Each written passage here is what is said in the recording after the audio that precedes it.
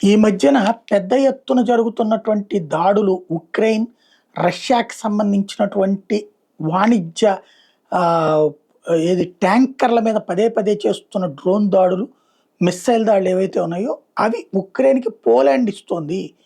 Russia కనుక పూర్తి విజయం సాధించి ఉక్రెయిన్ ఓడిపోతే ఉక్రెయిన్‌ని స్వాధీనం చేసుకునేటటువంటి రష్యా, ఆ తర్వాత తమనే టార్గెట్ చేస్తుందని మొదటి నుంచి చెప్పుకొచ్చింది పోలాండ్. అందుకని ఒక రకంగా ఉక్రెయిన్ దానికి బఫర్ జోన్‌గా ఉంది. ఉక్రెయిన్ ఓడిపోతే నెక్స్ట్ పోలాండ్ మీదకెళ్తుందన్న భయముంది. రష్యా అధ్యక్షుడు పుతిన్ బతికున్నంత వరకు యూఎస్ఎస్ఆర్ తిరిగి తేవాలని కోరుకుంటాడు.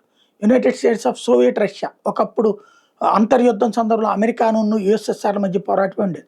అట్లాంటి స్టేజ్‌కి తేవాలని కోరిక.